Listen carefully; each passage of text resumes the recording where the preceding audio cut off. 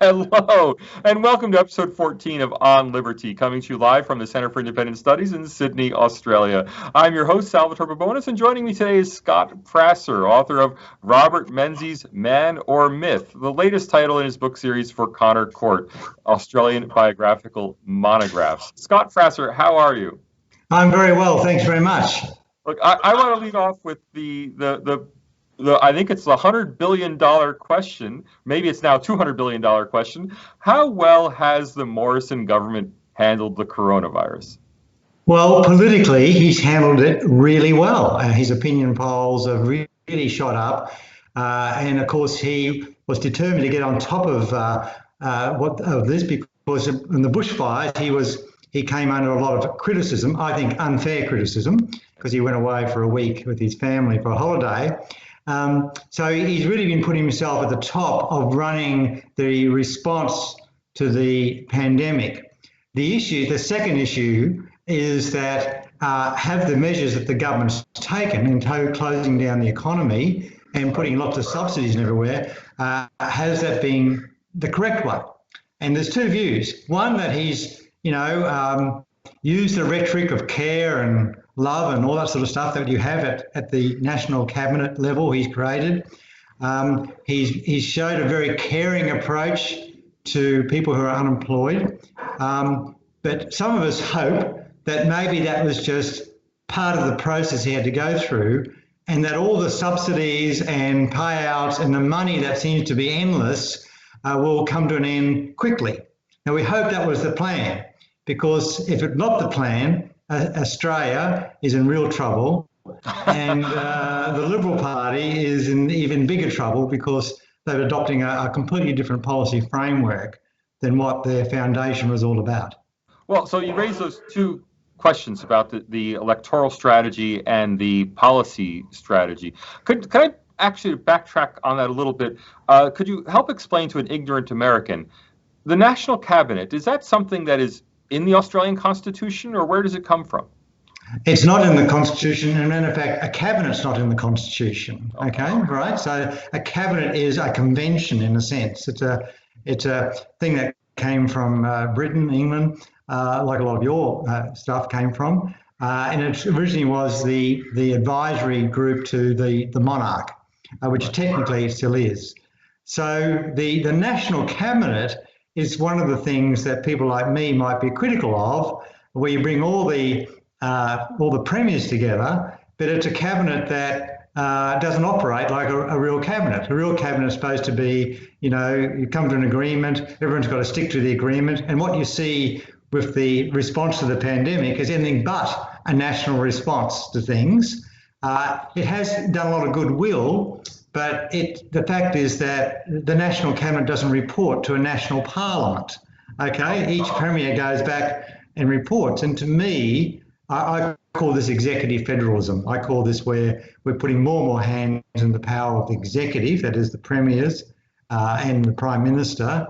And so, look, we used to have the premiers conference. It's the same sort of thing. I don't think it's a great revolution. I think it's a lot of rhetoric. And a lot of, in a crisis, you have those sort of situations develop. Right, but then do crisis measures like this become permanent? I mean, what are the chances that this is going to be a permanent arrangement for the governance of Australia? I don't think it will be permanent. I think that there'll be, breaks and disagreements, as there already are, between the different states. We can't agree on the time of day in Australia in summertime.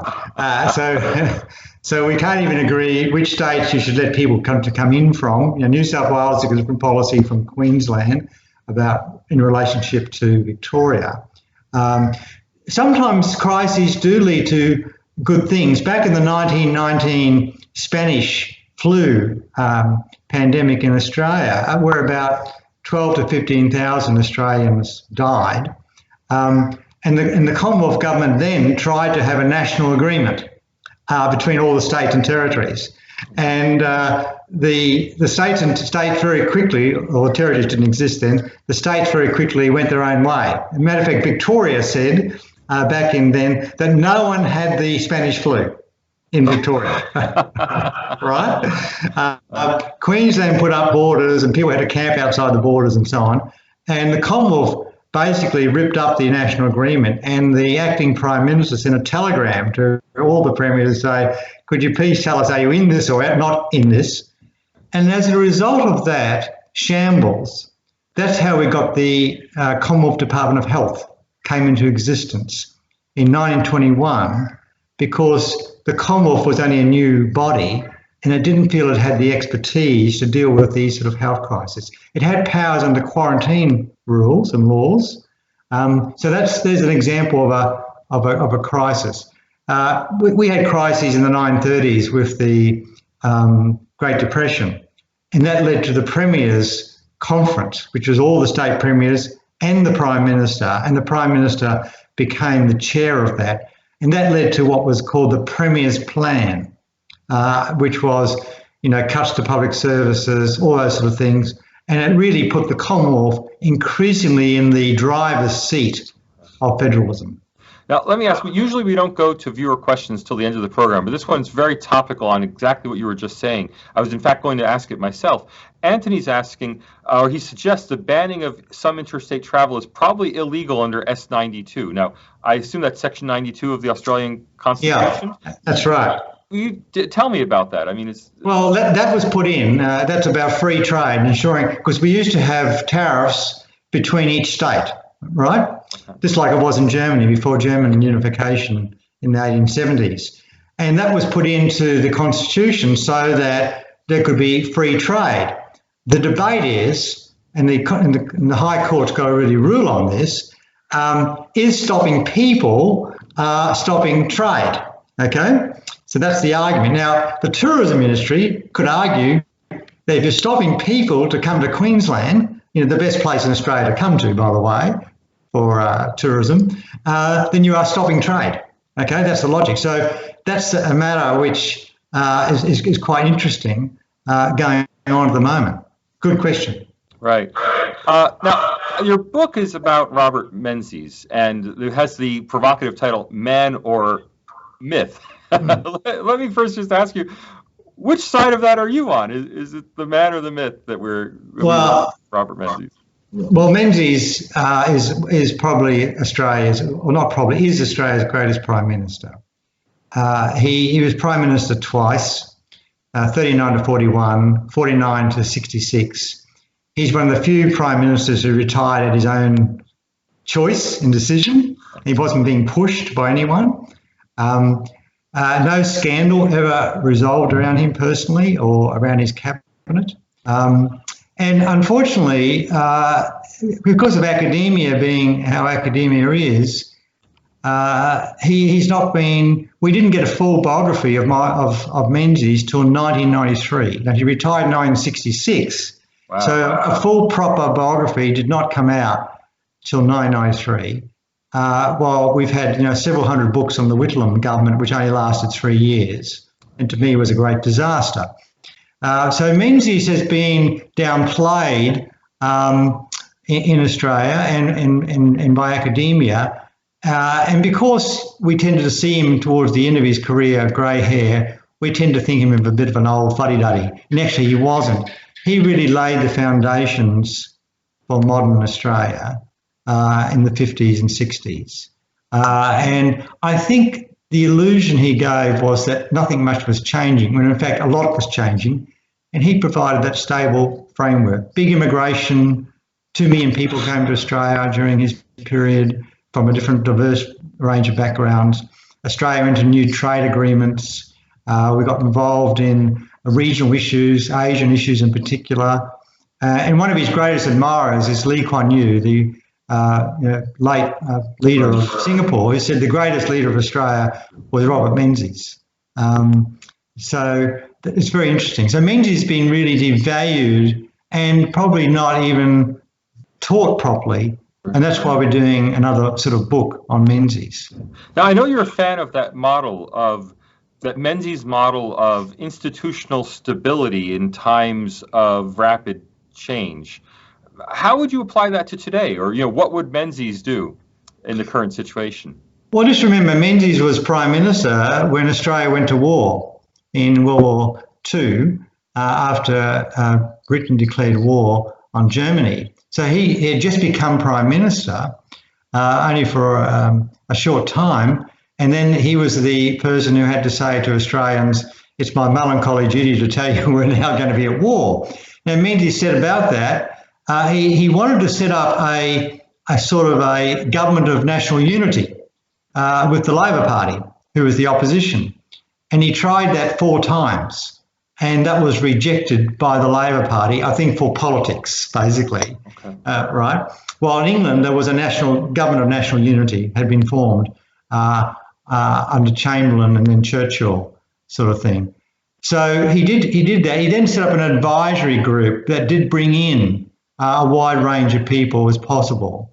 So Menzies was not averse to institutional change and innovation where it needed. Okay, so he was quite apt at doing those sort of things. Right, but how would we apply the lessons of the Menzies years to today's coronavirus response? What if he were Prime Minister today? What do you think he might do differently? Well, I think Menzies' great heritage has been that he set up a new political party called the Liberal Party in 1945. And from the word go, he believed that the Liberal Party, this new non-Labor political force, had to have a philosophy. The previous non-Labor parties were basically anti-Labor parties. And he said, we must be more than just a party of negation and negativeness. We must stand for things. And he made a series of speeches on radio called the Forgotten People speeches, where he spoke about the home and the family and education. He's very big on education, himself a scholarship boy. So I think what he would have laid out, which I've not really heard from any of the leaders, is a set of principles on how we should respond to this. You know, principles about the economy, principles about individual freedom, and so on. And to me, we've had lots of activity under the Morrison regime, very active and very energetic, and that's to be admired and so on. But sometimes, I haven't seen an articulation of what the principles. And, you know, I'm concerned that sometimes our parliaments have not been sitting. I'm concerned about civil liberties being undermined. I don't want a policeman to pull me up and ask me where I'm going. Frankly, it's none of your business, Mr. Policeman. Okay, that's my view. And some of the measures being taken had no medical basis of action. I'm in favour of obviously some restrictions. So I think Menzies' big difference. Menzies approached things quite philosophically. He was a pragmatist, of course. He knew what had to be done. He knew we had to come to compromises. And I think Morrison has been quite good at that. So there's a lot of Morrison is quite likeable, but I'm concerned as, you know, are we going to just go down the path of action and activity, or are we going to be based on some sort of set of principles? That applies to other policy areas too. Right. But I think the conventional wisdom in politics today is that, you know, handouts are very popular with voters, but voters couldn't care less about issues of principle. I mean, is it possible to turn principle into electoral success? Yes, I think it can, and I call this the policies of being different. And when Menzies won in 1949, he stood for different policies than what the Labor Party and what the orthodoxy was about. The orthodoxy was we should nationalise our industries. That was the very much the orthodoxy in the English Labor Party, and of course the Labor Party in Australia tried to do that, nationalise the banks and nationalise the airlines. He stood against that. He was very much in favour on a set of principles of home ownership, not public housing, not rental housing. Now, all the intellectual talk at the time was more public housing, more rental accommodation, and he came up with the notion that we should encourage people to own their own homes. We should encourage people for thrift. We should encourage people to work together as families, that this was their bit of their territory they could control. And that was against the stream. And that was a very set of principles. And throughout his regime, the Menzies practiced largely some sort of restraint. The welfare system was kept in place, but it was Australia has a targeted welfare system, while not a universal welfare system. So Menzies did put in those sort of principles. Now, he's criticised for that, of course. He's criticised for not having more welfare.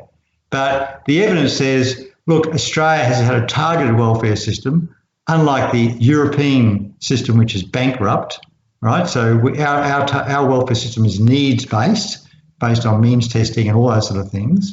And so Menzies, to me, did act in a range set of principles, what I call liberal principles, about things. There's some interesting stories about Menzies too. When he was Attorney General in the 1930s, Federal Attorney General, Karl Marx was banned from coming to Australia.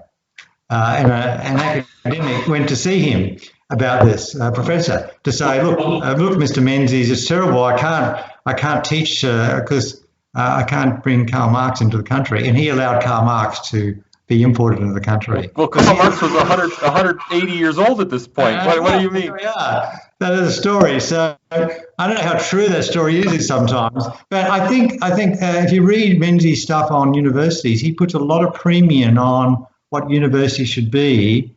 And one of the seventh principle, I think, is about freedom of expression and viewpoints and so on. So I think that's pretty worthwhile. Right. So we'll go to questions in just a moment. And if anyone listening you're ready with your question, now's the time to pop it in the question box. But I do want to ask you, Scott, one more question for myself before we go to viewer questions. And that is that Menzies won a whole slew of elections. I think it was 7 elections during an era that was, I mean, in terms of the sweep of history, much more labor leaning, much more leaning towards increased socialism. How did a liberal consistently win elections during such a labor period, for lack of a better term? Well, Menzies was a brilliant campaigner, and this was a time too when people joined political parties. Both sides had very big political parties. This is a time when thousands of people turned out at a public rally. Often people would go to see Menzies at a public rally. And to boo him and to hiss him. And I've actually talked to some of those people. They end up clapping him because he was a terrific interactor with the audience. So in those days, this was a time of great activity, more activity now in politics than today, where people can just send a tweet or something. That's not participation in anything. This is where people joined parties, people went to meetings, we had street corner meetings. And Menzies was a great campaigner. And Menzies made a really great comment in the New York Times magazine, which he wrote in 1948, which says, there's 2 aspects of politics. There's the science aspect of politics. We're doing what you've got to work out what's got to be done in policy terms, what the experts think you should do, what politically you can do. But there's also a really important role of politicians is the importance to go out and explain what's going on. And I think one thing I do admire about John Howard, and I also admire about Paul Keating, they weren't afraid to go out and fight the fight on the GST or tax reform or deregulation, whatever it may be, rather than saying, on the latest opinion poll, we better do this. So it's that willingness to go out and argue your case. And I think Menzies was very good at that. And it was also touch and go a lot of the time. He didn't win big majorities. It was touch and go. He took risk all the time. He was a great risk taker. But Jim Cairns, a Labor Deputy Prime Minister of the Whitlam government, has a lovely story about Menzies. And it was towards the end of Menzies' time as Prime Minister. Menzies was talking about Australia going to Vietnam. Jim Cairns yelled out across the Parliament to him, you're wrong, Bob, or something. Menzies wrote him a little note, come and see me. So Jim Cairns went to see him. And Jim Cairns was a left-wing person, but a very, very nice person, by the way. And I went to see Bob in his office, and Menzies said, "Look, I understand what you're saying. Don't think I don't understand what you're saying, but we've got to be in this war because of America. We've got to keep America involved in Asia." And Jim Cairns wrote this lovely comment that he said Menzies was a lovely person. He wasn't power hungry. He wasn't arrogant. And he was probably one of the greatest politicians who somehow knew what the Australian people thought. And I think that was a wonderful comment by Jim Cairns. That does sound very sweet. Look, I'm going to be a little less sweet. I'm going to ask for money. I want everyone listening out there, if you're not already a member of CIS, please click the support link. It's up there in the chat window, cis.org.au/support. Look, we could really use the money. The coronavirus has affected CIS as it has all nonprofit organizations. The difference being that the CIS refused to apply for or accept federal support in the form of JobKeeper. So because CIS does not accept any government funding whatsoever, it's reliant entirely on, dare I use the hackneyed phrase, people like you to support. So please, if you're not already a member, click that support link, become a member. And if you go up to the $250 membership category, here's where I feel like a real shill. We'll send you one of these. Now, they don't automatically send these to people who do a $250 membership, but if you specifically ask for it and say, I want Salvatore to sign it, and I would gladly autograph sign a copy and have it sent to you if you join CIS at the $250 membership level. Of course, like the video, share the video, be part of the community. We appreciate it. Now, what I really want are your questions for Scott, and we have a whole bunch rolling in. I'll start with Anthony. Anthony's asking, what was the role of humour in Menzies' success? Very important. Menzies was very good, as I was saying, at public meetings, and he would often be booed and so on, and he would respond not in like kind, but usually with humour, sometimes quite disarming humour. He was also had that view of dealing with journalists, and I think one young journalist from the Sydney Morning Herald met him at the airport once and said, "I'm from the Sydney Morning Herald." He said, "Well, that's your misfortune," and walked on. And that was it. That was the end of the interview, sort of thing. But Menzies had a great sense of humour, and so that was very important in his interactions. At the same time, in Parliament, in his famous speech where he completely discredited the opposition leader Bert Effort in 1955 over the Petrol Royal Commission issue, is a pretty ruthless speech. If you want to read a speech which pulls a person apart, destroyed basically Bert Effort for very good reasons, because Bert Effort had just got up and announced he had sent a telegram to Molotov, the Foreign Affairs Minister in Moscow, to find out whether there were any Russian spies in Australia. This seemed to be a very inept thing to do, and his own team didn't know he was doing it. Menzies came back, made a speech, and then called an election. Guess who won? Look, I have a question from Elizabeth, who I happen to call Mom.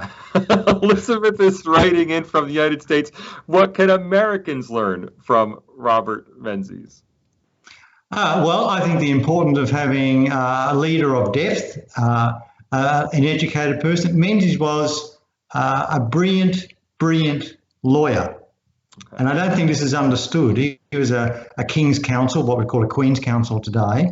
At the age of 26, he led a major court case in the High Court, which overturned precedent. At the age of 35, he was a King's Counsel. He was the youngest King's Counsel in Australia and the most highly paid. He was extremely intelligent and led lots of other court cases. He could have been quite a rich man, but he chose to go into politics and was not a rich man. So I think what it does is you need a person who is educated and informed, but he also came from he didn't come from a wealthy family. He came from a small business family, if you want to call it that. They ran a small shop in country Victoria. He won scholarships to private schools, and he won a scholarship to Melbourne University, and he won 5 prizes at Melbourne University in law.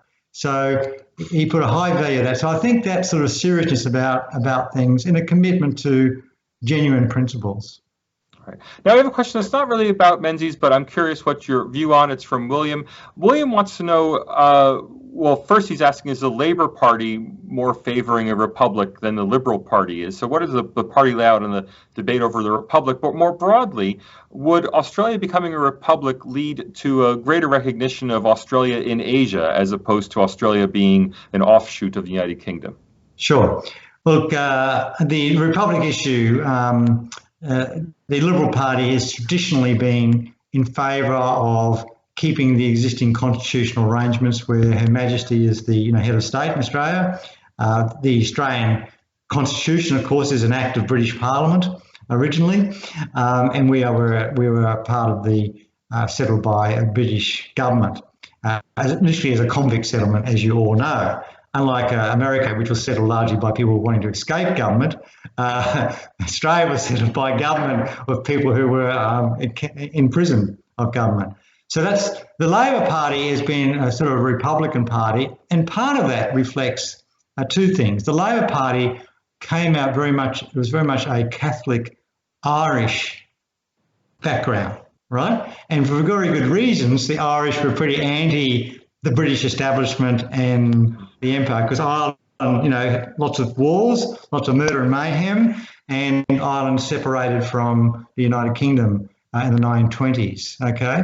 So they always had that sort of background to it. Now, I don't buy the argument that Australia has not been actively involved in Asia because of our links with Britain.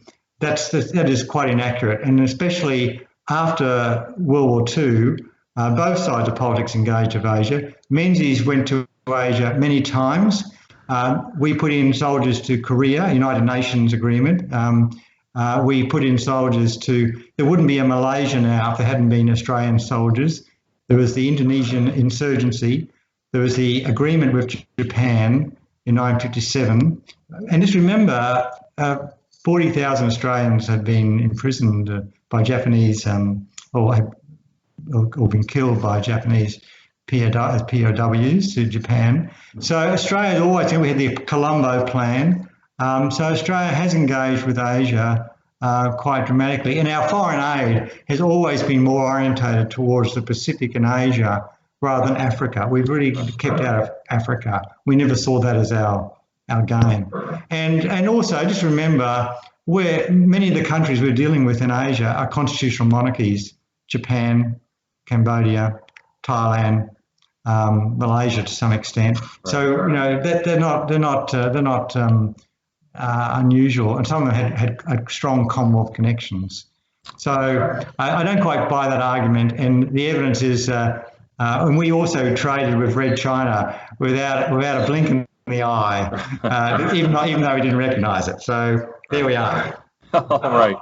By the way, Georgia in the United States was founded as a penal colony, but we Americans prefer to trace our heritage to the Pilgrims in Massachusetts. That's right. Yeah, I never hear about that. And it is the 400th anniversary of Plymouth Rock, so I'll be writing about that later this year. Okay. Yeah. That's interesting. Gay's asking, what do you think we are missing in those defining Menzies speeches? Do you miss the lost art of speechifying in politics? Yes. I mean, Parliament is no longer really an important place where speeches are made and discussions. Parliament is just a place where noise is created in many ways. There have been some great speeches. I mean, I thought Morrison's speech during the election campaign, where he talked about the quiet Australians and giving Australians who want to have a go sort of thing. That was quite Menzies in a way. The trouble is, it gets drowned out by the noise from all the other sources of information. But speech making, since I used to write some speeches for politicians, it's a pretty difficult task. And politicians, to write a speech which is going to be memorable. But it has been lost by the soundbite on television and the tweet by somebody rather than a speech if you studied Abraham Lincoln, he used to speak at meetings when he was running for a president. They would go for several hours when he was having debates, weren't they? And 5,000-6,000 people would turn out to hear him. So, quite a lot of, and all his speeches were printed up too. They were by newspapers. It's quite interesting. Right. Now, David wants to ask this. I don't know how, well, I'm sure you'll have an opinion on this. I'm not sure what it will be. David wants to ask, well, why is it today we find no fact, truth, logic, or science in the mainstream media? Only ideologies, and the conservative side of politics seems terrified to confront this. Yes, I think that is a problem. And I think the problem is the politics of exaggeration happens, which we've seen in the pandemic, haven't we? We had people predicting 100,000 people were going to die in Australia, and the same with climate change and all those sort of things. Things get exaggerated, and it seems very hard to get out of the rhetoric. And the reason is, I think, that people who then say, I don't think that's correct, get pilloried, okay? And what I think my response to that is to say, well, you've offended me, I don't agree. Well, I don't care if I've offended you, your view is wrong, okay? We seem to be afraid to have the argument at times. Yeah. And at universities, by sort of having all this sort of political correctness and so on, where we're not having proper debates about things. Right. And the worst people who exhibit this are business. Business will cave in. Just remember, business is only interested in making a buck. That's all they're interested in. So they want no controversy. They probably would like no elections. They give in, and universities give in at the first whiff of anything. And it's very disappointing. Well, I'm in favour of we hear about diversity. I like diversity of viewpoints. Right. Okay. So when I've taught in universities, I don't care if you're a Marxist. That's fine. You can have that view. But you must also accept that my view is legitimate in being put as your view. I think you're wrong, by the way, and I'll argue against you, but I will not be silenced because you disagree with me. Right. Well, something I know a lot of people are going to disagree on. Our producer, Max Hawk-Weaver, our executive producer, so we better do what he says. He's pointing out that last Tuesday marked a notable date, the 10th anniversary of the Labour Party coup to replace Kevin Rudd with Julia Gillard. Well, Max, you should have asked that last week. Do you think we've reached the end of this sort of knifing politics, or are the knives likely to come out at some point for Scott Morrison? I think Morrison is very, very secure in his role. Now, just think what he's done. He got there in August 2018. The party had been through several leaders by that time, 3 or 4 leaders, 2 prime ministers. The first thing he did, by the way, what did he do? He took his ministry, not all of them whom had voted for him, or some of them had been in the Turnbull camp. He took them down to Albury, which is where Menzies had his second meeting to form the Liberal Party in December 944, and talked a little bit about that. And I thought that showed something going on here. So he did that. He's also been, he hasn't extracted revenge on the people who weren't in his side. So he's brought the party together, and we seem to have ended the conservative, if you want to use that term, and versus the progressive war going on inside. John Howard always says the Liberal Party is a broad church. That means it needs to accommodate a range of views. It's not one side beating the other side all the time. So that seems to have stopped. And because he's our first Pentecostalist Prime Minister, and just remember, after his victory speech in May last year, he ended up with saying, God bless Australia.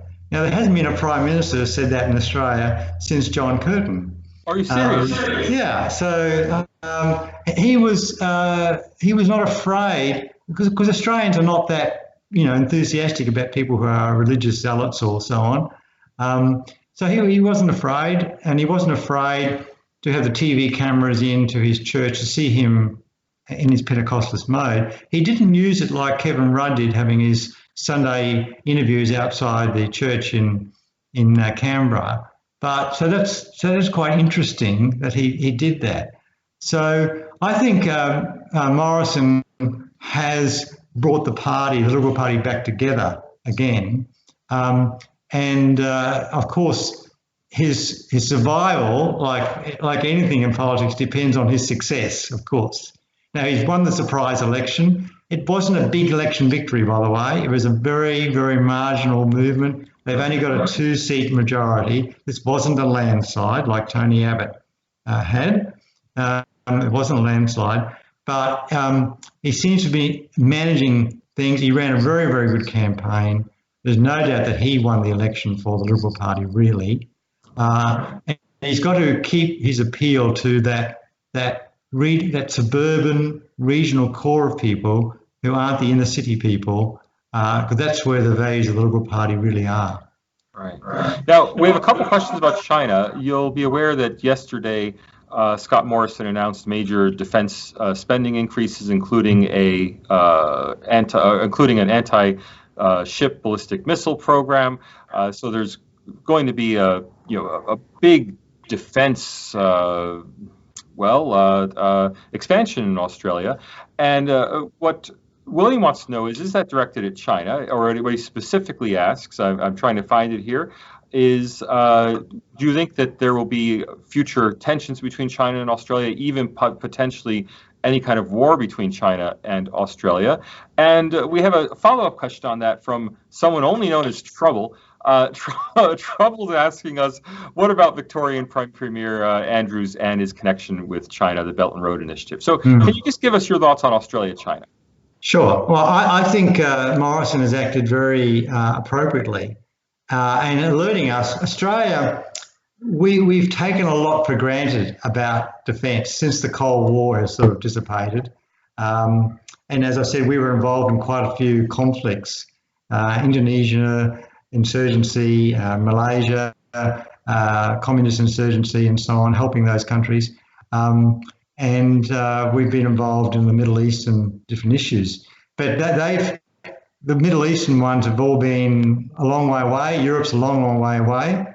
And so I think he's taken the right step. And I think Australians really need to think about defence. It's been off the agenda for a long time. And we basically relied on the United States to be the big blanket for us. But we need to paddle our own canoe, and that requires more spending.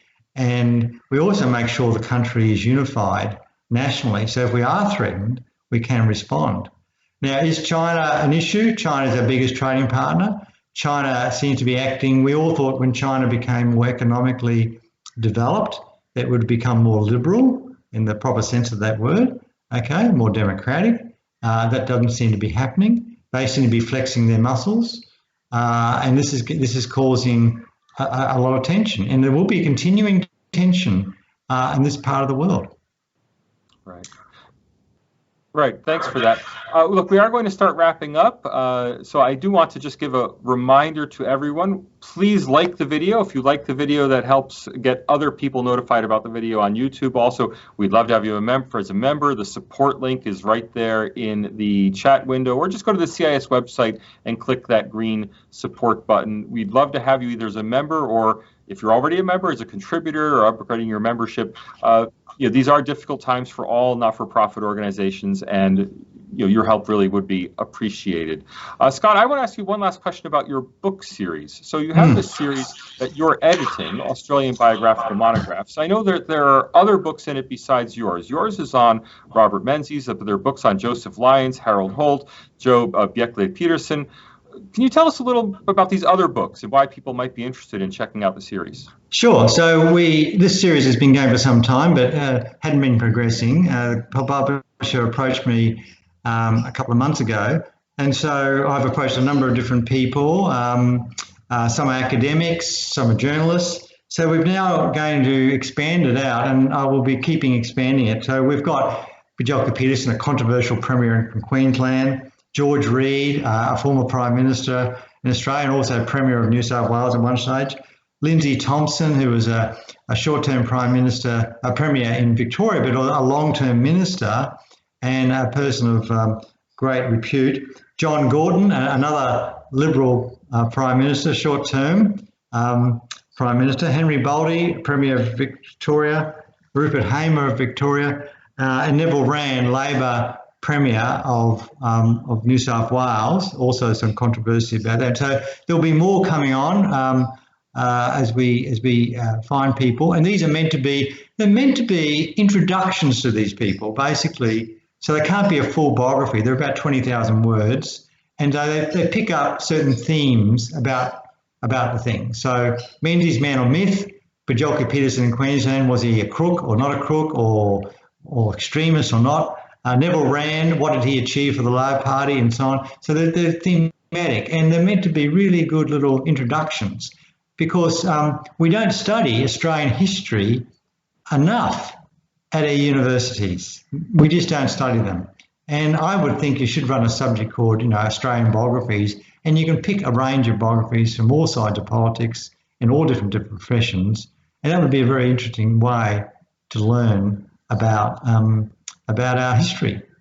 So one final question: are you going to write a Prasser's lives update of Plutarch's lives and focus on the lives of famous Australians? Is that coming from you in the near future? No. My next book is on royal commissions, and which is my bag, as people may or may not know. So no, I'm interested in institutions. The Menzies thing came because I thought it was needed, and I had done something on Menzies sometime in the past. So yeah. All right, so next time we have you on, it will be royal commissions. Everyone get your questions ready. Thank you very much, Scott Prasser, for joining us. Much appreciated. Okay, thank you very much. All right. I'd also like to thank all of you for watching and listening. We do appreciate your engagement, especially the questions, the comments in the YouTube box. Really, it's great to have you along for the show. That's why we do it live instead of just recording it. Tell your friends. We'd love to have lots of people listening live, lots more engagement even next time. I also like to thank our producer, Emily Holmes, who keeps the show running, Max Hawk-Weaver, the executive producer, who keeps the whole thing going and on the air. The director of CIS is Tom Switzer. Thanks for making this show possible. And really, look, thanks everyone out there on the internet for making this such a success. I love doing this show, and it's great to have this opportunity. Take care, and we'll see you next week.